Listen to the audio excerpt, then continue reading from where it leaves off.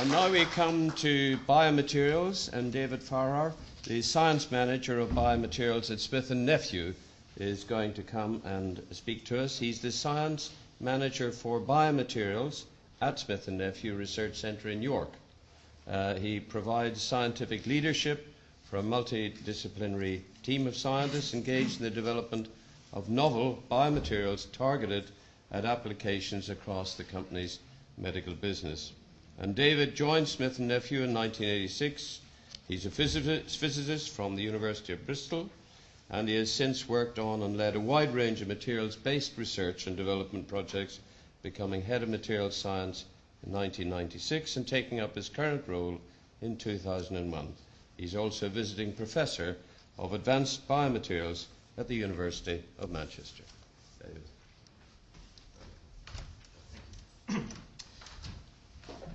Well, good afternoon, everybody, and thanks for the introduction and thanks for the invitation to speak today. So, yes, we've already heard in some of the earlier talks some great examples of biomaterials, so I'm just going to delve in a bit more depth into this area. And just in case people don't know Smith & Nephew, we are a UK-based medical device company, actually the largest European-based medical device company, with particular interest in orthopedics and wound healing. So most of my examples are going to come from that area of orthopedics and wound management, although I will touch on one or two other areas as well. So why do we need biomaterials? Well, one reason is we're all living longer, and we're all more likely to suffer from some of these diseases of old age. And more of us are doing so. I won't go through all these kind of cheerful facts and figures here. I think you can probably see, it speaks for itself. Really, if you live long enough, the chances are one of these things is going to get you. And of course, as we'll see, biomaterials has a major role to play in treating or alleviating many of these conditions. And just to continue this cheerful theme, of course, you don't necessarily need to, be old to need these things. Every year, lots of younger people suffer from injuries associated with sport or an active lifestyle, and have injuries to things like the tendons in the shoulder, cartilage, meniscus, ligaments in the knee, that kind of thing.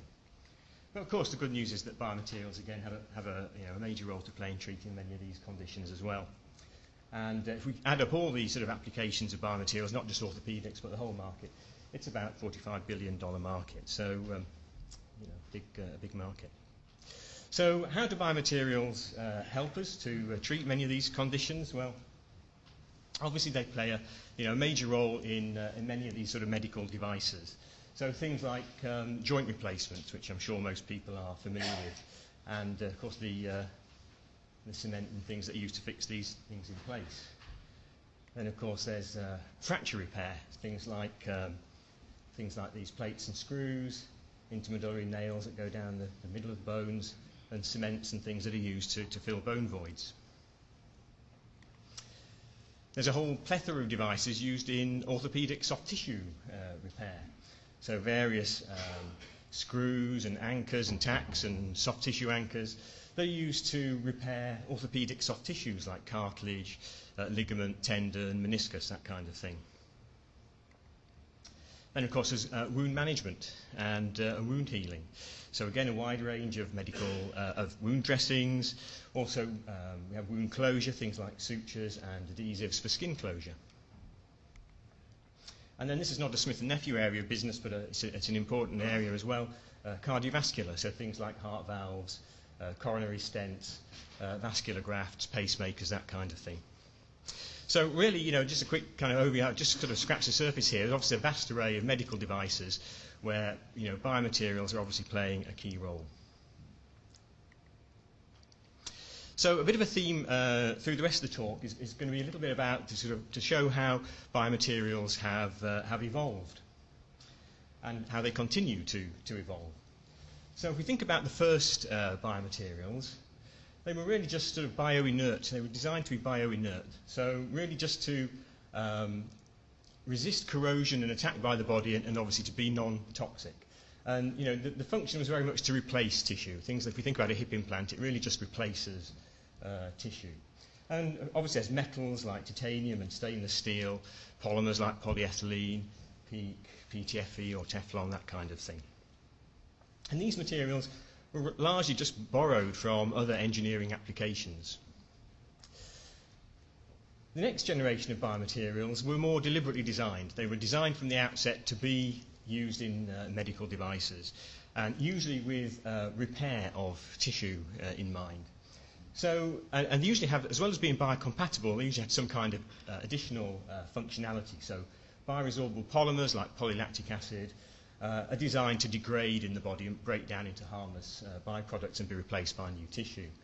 And then we have bioactive materials like bioglasses and hydroxyapatite ceramics, which are designed to form a bond with bone. And then the third generation of biomaterials, where most of the effort is these days, they take this functionality a step further, and they're designed really with the view of actively encouraging healing and taking part in the healing process. And these days we tend to talk about regenerative medicine, the need to regenerate tissues. So these materials work by delivering active agents like drugs or cells or signal molecules that actually stimulate repair. So I'd just like to give a few examples now, and I'll start with an example of innovation in materials for joint replacement. So I guess these are some of the best known devices. I'm sure most people are familiar with things like hip replacements and knee replacements. So these were some of the earliest orthopedic implants, of course, and they've been incredibly successful as medical devices. But these sorts of things, there is a persistent problem with, or has been a persistent problem with wear debris. So when these, essentially these bearings, and when these surfaces rub together, you generate little tiny wear debris particles. And these little tiny particles released into the body can stimulate an inflammatory response, which ultimately leads to resorption of bone and can lead to the implant becoming loose over time. So one solution to that, obviously, is to use harder wearing materials.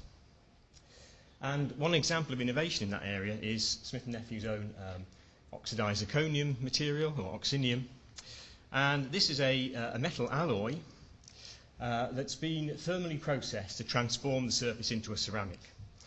Now, it's not a coating. It's actually a gradual transition from ceramic on the surface through to metal in the bulk. But there's no actual interface, so that makes it much more resistant to delamination. And of course, it combines the benefits of both metal and ceramic. And when we combine this material with the latest sort of cross-linked polyethylene components, we can show over 80% reduction in this wear production.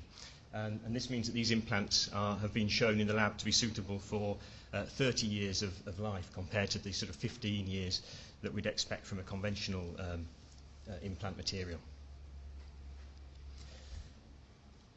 So my next example is moving on to one of these second generation materials, innovation in bioresorbable polymers. So bioresorbable polymers are designed to provide some initial kind of mechanical or physical function, and then once they've done their job, to degrade over time into harmless byproducts and be replaced by tissue.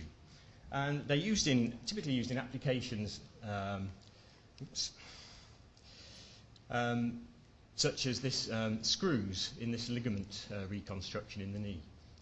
And another example is they use this sort of suture anchor, which is used to repair tendons in the shoulder. So in these jobs, once the tissue's healed, the device is no longer really needed, so it's fine for it to sort of go away. It's done its job. So it's an ideal application for bioresorbable polymers. And we use polymers built of lactic acid and glycolic acid, and we use these because once they're implanted in the body, these polymers break down into natural metabolites, which can be further broken down and excreted from the body. So they break down into safe, harmless byproducts which are naturally excreted. So these materials have been around for a while, but the latest sort of innovation in this area really is now we tend to use biocomposites, where we combine the benefits of these bioresorbable polymers with bioceramics. So we tend to include things like hydroxyapatite, tricalcium phosphate, which are synthetic analogues of the bone mineral component. And so by combining these things, we improve the biocompatibility, and we make the materials more osteoconductive, so they are more quickly and reliably replaced by new bone. So this is an example of an anchor that's been, this is the conventional material, and at the same period of time, so after about 1 year implantation, you can see much more bone. The blue stuff here is bone that's grown into this space. So we get a faster and more reliable replacement by bone tissue. And I couldn't resist including some of my own latest research here, just a little peek into the future for bioresorbable materials here. This is some work on shape memory polymers. It's, I think, appropriate for this venue because we've been working here with process engineers. It's very much an engineering sort of application here in terms of processing. So we can take these existing materials, so we're not changing the chemistry in any way, we're using the existing polymer chemistry, but using processing to impart shape memory effects. And we exploiting the shape memory effect to enhance fixation of devices in bone. Lots of our products, involve fixing something into bone. And we can trigger the shape memory effect by heat, which could be body temperature, and get this shape change to sort of lock something into bone. And one of the, I can just sort of have a, so this is actually a prototype screw that we've made, and we're just adding warm water here to trigger that shape memory effect. And this could be body temperature, although it would take a bit longer. So this is slightly warmer than body temperature to make the.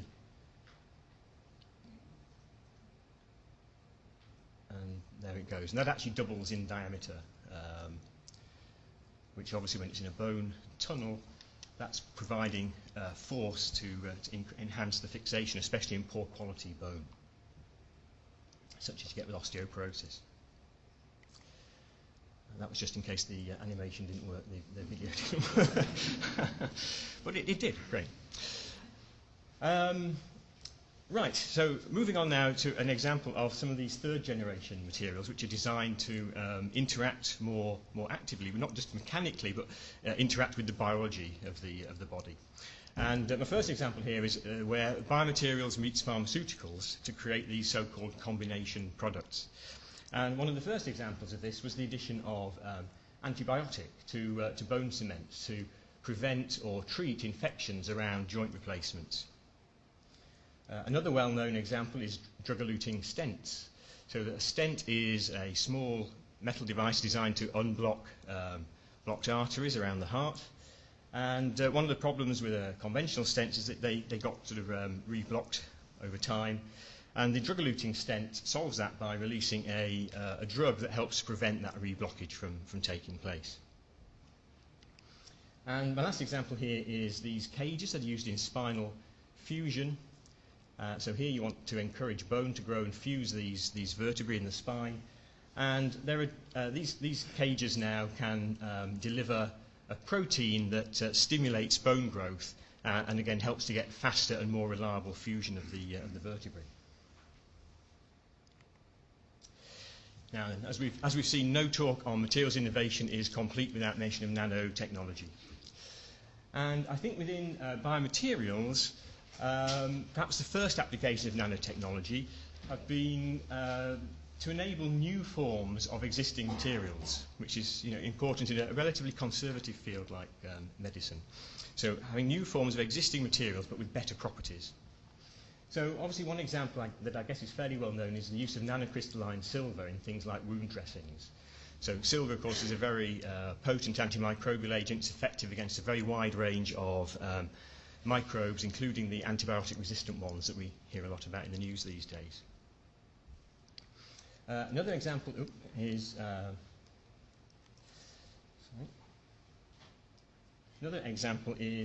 nanofibers. So this is a nanofibrous scaffold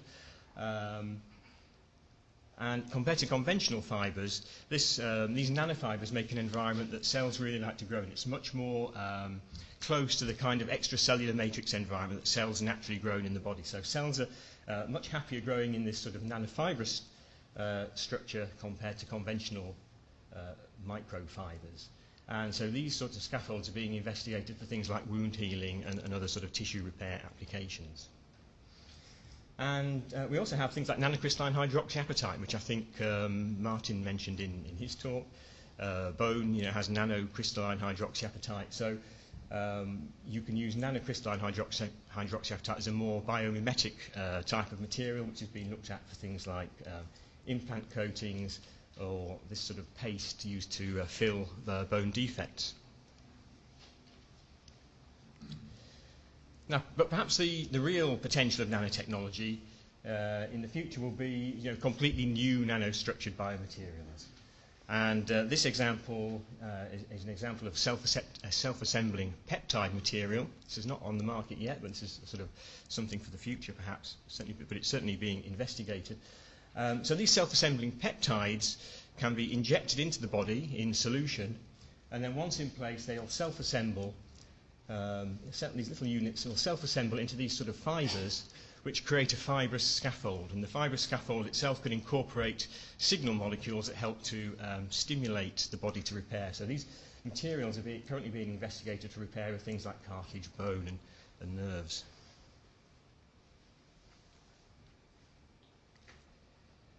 And my last example is materials for tissue engineering and regenerative medicine, and this is very much the sort of the forefront of the biomaterials field at the moment. So this is where biomaterials really form one component of a bigger system. So the biomaterial component is usually takes the form of a scaffold that provides physical support for cells to grow on, and can often also deliver signal molecules that again help to sort of stimulate the right sort of response and the healing response. And I guess the previous example with the self-assembling peptides is one example of this kind of scaffold and regenerative approach. But an approach that's been around for a while now, it's actually on the market, is the use of collagen scaffolds, where you can take a sample of the patient's own cartilage cells, add them to a collagen scaffold, culture that, and then grow some new cartilage which is implanted back into the patient to repair a damaged area.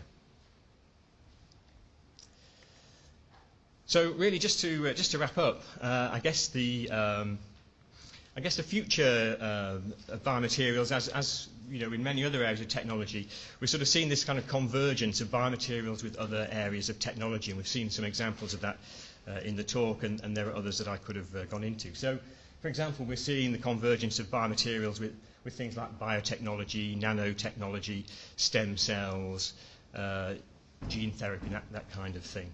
And perhaps also a few more surprising examples that I haven't really had time to talk about, but incorporation of biomaterials with things like sensors and electronics and wireless communication to build smart materials and smart implants that monitor their own status or monitor the healing of the body. And that, I think, is an area which is involving a lot of interaction between the material scientists, but also with engineers.